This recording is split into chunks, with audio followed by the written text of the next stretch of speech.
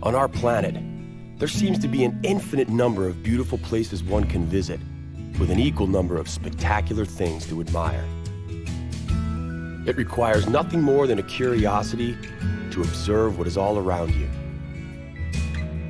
The miracle of nature manifests in countless ways, from breathtaking vistas to the simple movements of a common heifer.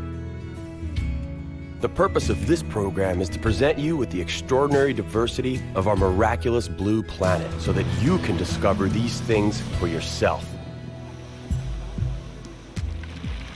Today, we will visit Iceland and marvel at its numerous hot springs. But it is also steeped in a rich cultural history. And there's nothing quite like the rejuvenating thermal baths and breathtaking Nordic vistas you find in Iceland. Tropical Laos is also inseparably linked to nature. Only here, monochromatic white glaciers are replaced by lush green scenery. We will lose ourselves in the intricate cave labyrinth of the Laotian underground, only to re-emerge into the sunlight and get up close and personal with the water buffalo on the Mekong River. But first, Iceland beckons.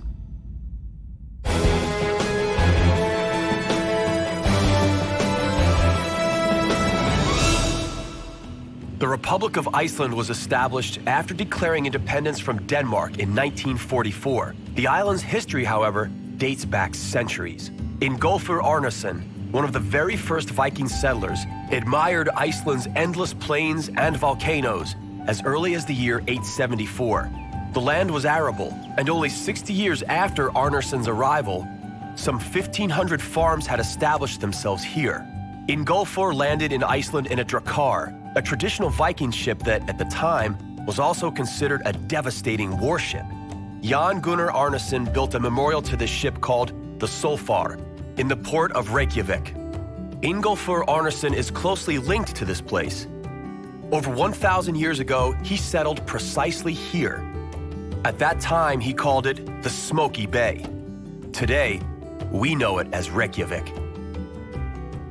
There exists no name more appropriate for this place. Fuming hot springs rising from the underground at temperatures between 98 and 102 degrees Fahrenheit are ever present.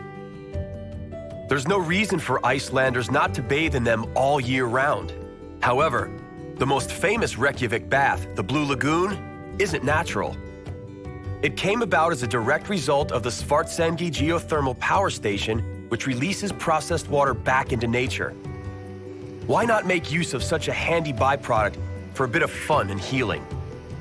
The Blue Lagoon water is rich in silicon dioxide. It is beneficial for healing skin disease such as psoriasis. However, the white masks are the main reason why people go into the warm water. This is some pretty amazing mud. It cleanses, nourishes, and rejuvenates the skin. Mineral water is so common in Iceland that you are bound to find it in just about any pond. The vast island feels almost uninhabited, with its population of only 320,000 people. Their homes are dispersed over immense plains and beneath high mountains. The isolation of these homesteads is hardly surprising, since a third of Iceland's population lives in the capital. The rest preoccupy themselves mostly with farming. Momentary appearances to the contrary notwithstanding, life in Iceland is continuously under threat from harsh winters and volcanic activity. The first generation of settlers to this land were not daunted by either the ash nor the bitter cold. And so, in the year 930, they established one of the first parliaments in the world, called the Althing. The Althing gathered beneath a steep, sheltering rock face. It served as protection from the sharp wind for the speaker and its members. The sheltering was necessary because one would otherwise never be able to be heard over the lashing wind. And without shelter from the bitter cold, none would have been motivated to pursue something as tedious as politics. The activities of the Althing were interrupted in the 13th century when its efficiency was undermined by quarrels among the chieftains of the various settlements.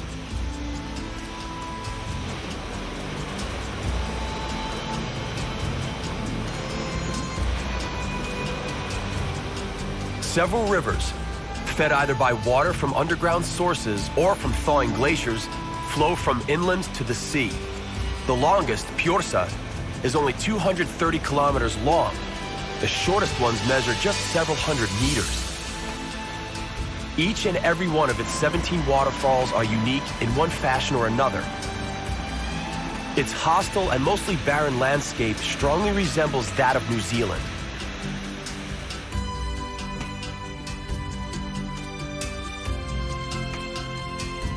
The Stroker geyser, Icelandic for churn dash, proves that water can flow upwards too. Stroker first appeared in 1789 as a result of an earthquake. 100 years later, another earthquake caused it to cease.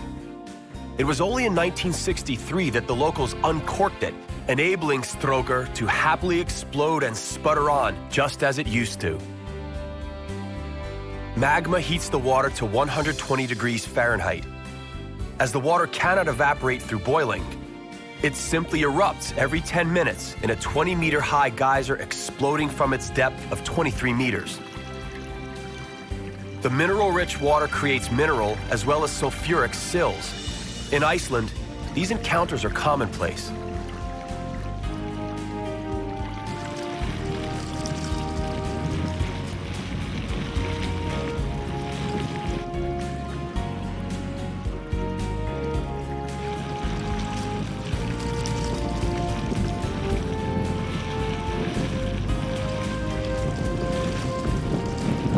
Three-quarters of Iceland's barren plains are damaged by erosion, resulting in 7,000 square kilometers of agriculturally infertile land.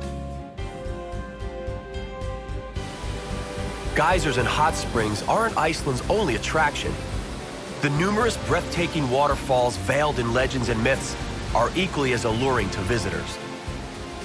The Godafoss waterfall, or Waterfall of the Gods, stood witness as a certain Portgeir threw carvings of pagan gods into its waters to demonstrate his total acceptance of and conversion to Christianity.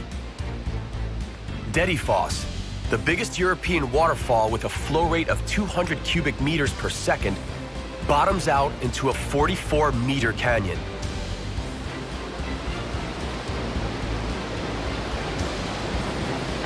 More than 1,000 years ago, the Vikings introduced a very special breed of horse to the island. All these years later, this horse has earned its right to be considered part of the Icelandic family. The Icelandic horse has adapted well to withstand the harsh winters. It also has a rather long lifespan. The Icelandic government prohibits the importation of other horses or the return of previously exported horses back into the country. Local horses are protected from importation-borne diseases and enjoy excellent health. Because the terrain seems endlessly mountainous, the horse is often the only practical means of transport. It is commonly used to look over one's farm or reach a neighboring homestead. These horses are well known for their stability and sure-footedness. Icelandic horses harbor explosive energy, which is evident in a particular fast-paced gait. It is called tolt and is innate to the local horses. Thanks to tolt, a fast ride on such a horse is pleasant even for a complete beginner. Original farmhouses from the 10th century were usually made of stone, clay, and grass, as trees hadn't been planted on the island, and the craftsmanship of brick burning had not reached Iceland yet. Vast fertile valleys are protected by barbed wire fencing against an enemy from the domesticated range, the sheep. Sheep flocks are capable of quickly destroying the thin layer of volcanic soil out of which grasses and plants grow. The fragile ecosystem requires protection. No sheep are in sight at the foot of the volcano. Plant life is compromised by the continuous landslides and a minimum of nutrients in the soil. Until the 18th century, people were sent to inhospitable areas for punishment. Unless they were able to settle close to a hot spring, they did not usually survive the bitter winters. Life here is indeed minimal. The landscape is devoid of color, save for a few alpine plants. Fortunately, The waterfalls are spared the curse of hydroelectric plants, principally as a result of the more popular geothermal power plants. As a result, the waterfalls remain unspoiled and beautiful, attracting visitors from all over the world, including those who have seen both the Victoria and Niagara Falls.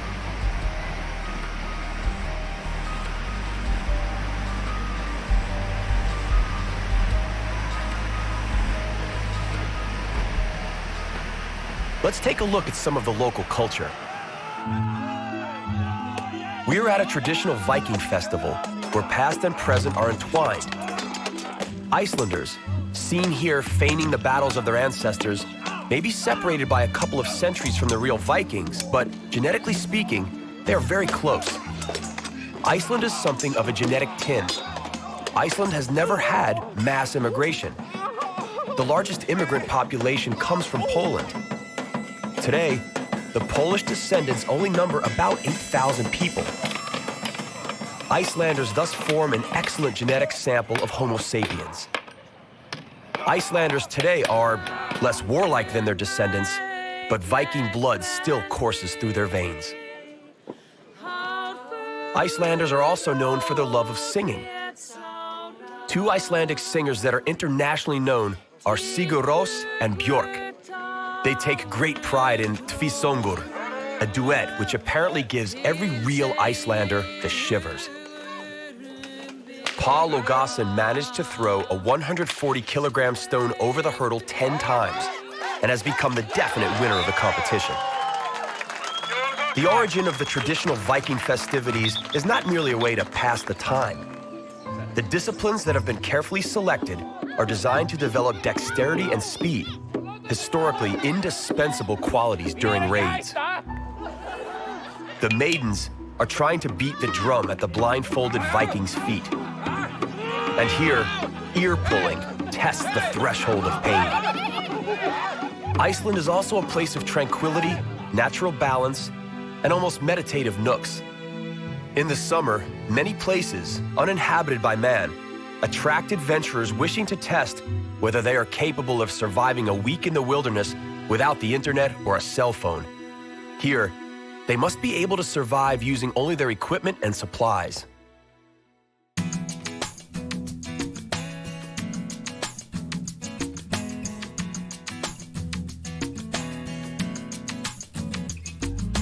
This seems the place from where the name Iceland would have come. In this natural park, there are 8,000 kilometers of ice, sometimes up to 900 meters thick. It is the largest glacier in Europe. Although Iceland is close to the Arctic, the coast remains ice-free during winter due to warm North Atlantic sea currents. Even a thawing glacier can pose a great threat. Problems with wild water are not uncommon. It is because glacier rivers, found mostly on the southern part of the island, constantly change their course. It is why the longest bridge in Iceland was built over the Skeiðará River. Sadly, not even its 1,000 meters could withstand the giant flood caused by a volcanic eruption under a glacier in 1996.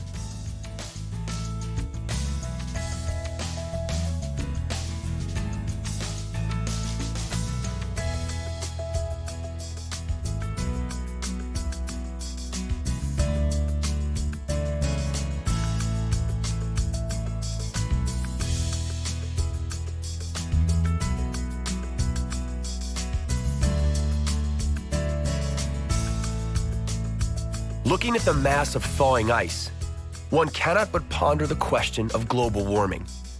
It could bring a fast end to the glacier. Here, the situation is not grave just yet.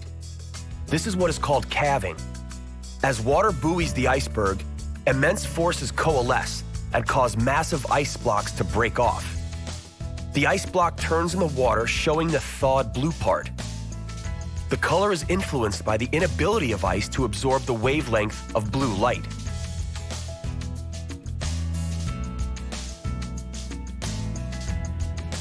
Considering the innumerable natural phenomena and vapors rising into the air, it is no wonder that Icelandic culture is replete with myths and fairy tales.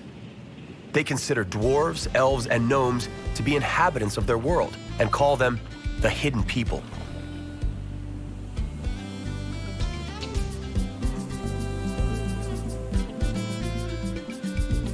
What causes all the volcanic and thermal activity? The answer is quite simple. It is right here, beneath Iceland, that the American and European lithospheric plates meet. The immense pressure with which they move against one another not only caused the formation of the island, but also opened numerous vent holes relatively near the Earth's core, causing the flow of magma and minerals. There are over 200 volcanoes, of which 30 are still active. The French writer Jules Verne placed the plot of his famous book, Journey to the Center of the Earth, into one of these volcanoes without ever setting a foot on Iceland. Nevertheless, many adventurers have tried to explore these volcanoes using his guidelines. Suffice it to say, none had any success. It is unbelievable that a landscape adorned with murmuring waterfalls lies in the same country where deadly geysers, moody volcanoes, and ripped-up glacial fields are found. We treat ourselves to one last look at the monumental wonders before us.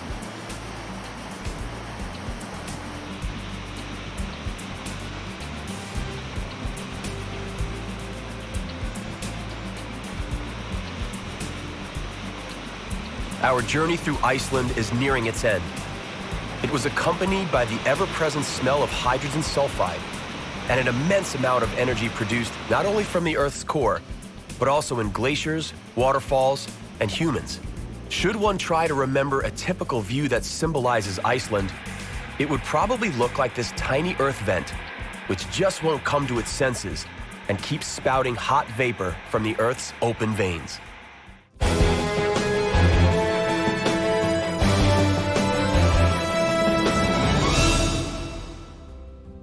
Welcome to Laos.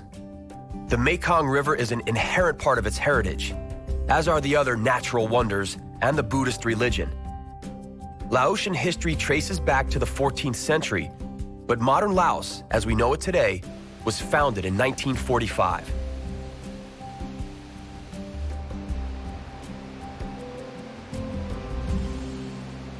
We are currently in the provinces of southern Laos. The natural beauty of this region is astounding. It abounds with flavors and scents, and it is truly enjoyable, even if you are on your own.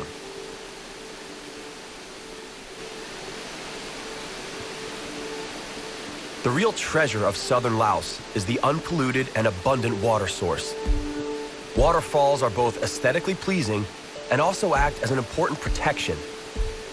It is because of these waterfalls that the Laotian rivers are so extremely difficult to navigate upstream. At the same time, the waterfalls function as an efficient water flow control system during floods caused by the rainy season.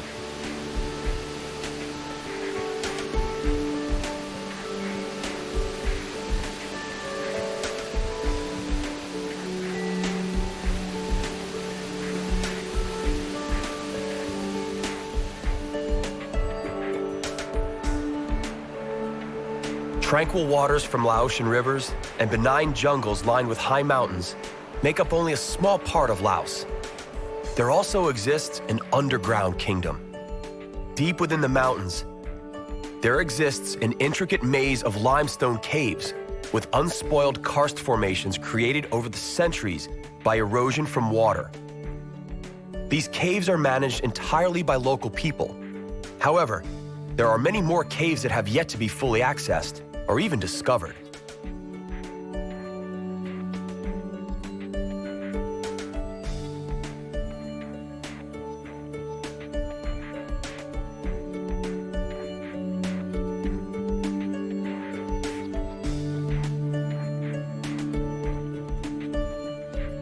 Nikola Tesla sang praise to the waterfalls as an inexhaustible source of ecological electrical power for all sorts of appliances. Laotians guard their waterfalls carefully, both against pollution in their vicinity and also against the greedy intentions of various energetic concerns. It is thanks to this mindful approach that allows us to interact in harmony with nature.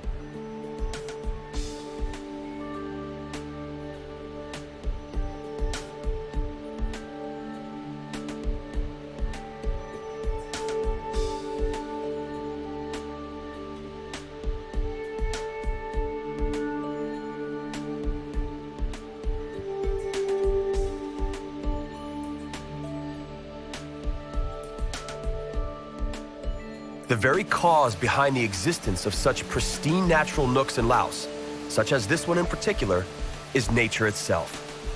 The elemental expansion of the jungle often swallows up entire buildings and makes it next to impossible to lay roads and railways.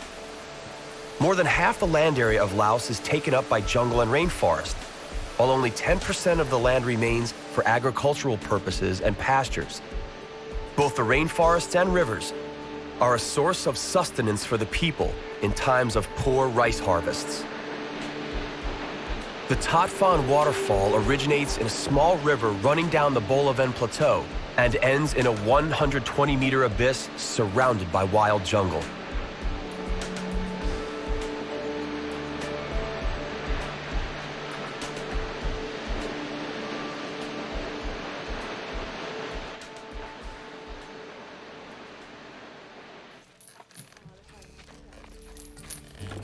Laos is sometimes referred to as the Kingdom of a Million Elephants, even as the numbers of elephants living in the country are decreasing due to poaching and the relentless expansion of civilization. On the contrary, the number of water buffalo is on the incline. The water buffalo, or Bubalis bubalis, was initially a wild animal, but did not resist the domestication process. As such, over the last 5,000 years, it became a beast of burden used in agriculture and also as a plentiful source of meat and milk. Due to their great numbers, 153 million animals in Asia alone, the water buffalo is nicknamed the living tractor of the East.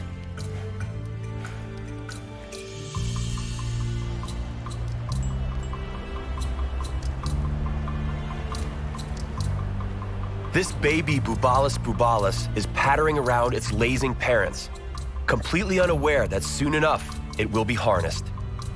Although seemingly harmless, the water buffalo is statistically a very dangerous animal to humans. The Mekong River is the world's 10th largest river and the 7th longest river in Asia. Its length is estimated at 4,909 kilometers. From the Tibetan Plateau, this river runs through China, Burma, Laos, Thailand, Cambodia, and Vietnam. There are several reasons why it is referred to by many names, including the Great River, the River of Nine Dragons, the River of Miracles, and in Laos, the Mother of all rivers. There is, however, one main reason for the various names. The Mekong River is to Southeast Asia what the Nile is for Egypt and Sudan, the source of life. Along the Mekong River, there are 4 dams, many more along its tributaries, and more still in the planning stage. Here we are looking at the Ban Kon Cataract, one of the biggest in the world.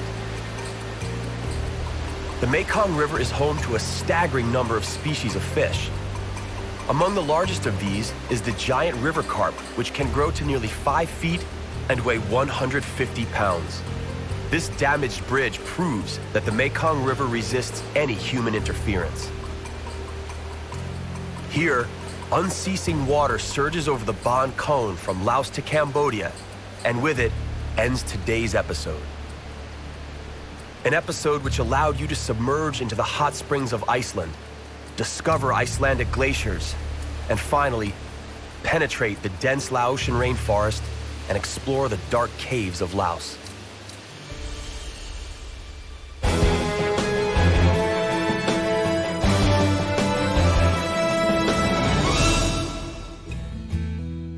Our journey to the miraculous nooks of our planet comes to an end, for now. On the next exploration of our compelling and bountiful planet Earth, we will enjoy visits to 3 different gems of the European continent. Starting off in the north, we will explore the pristine mountains of Lapland. From there, we will attempt to conquer the peaks of the Swiss Alps. From the Alps of Switzerland, we will go to France, where, in the wine region known as Champagne, they know a thing or two about making the best wines in the world. Then, we will end adventure in Gibraltar, one of the pillars of the ancient world. That's all right here on Miracles of Nature. We hope you'll join us.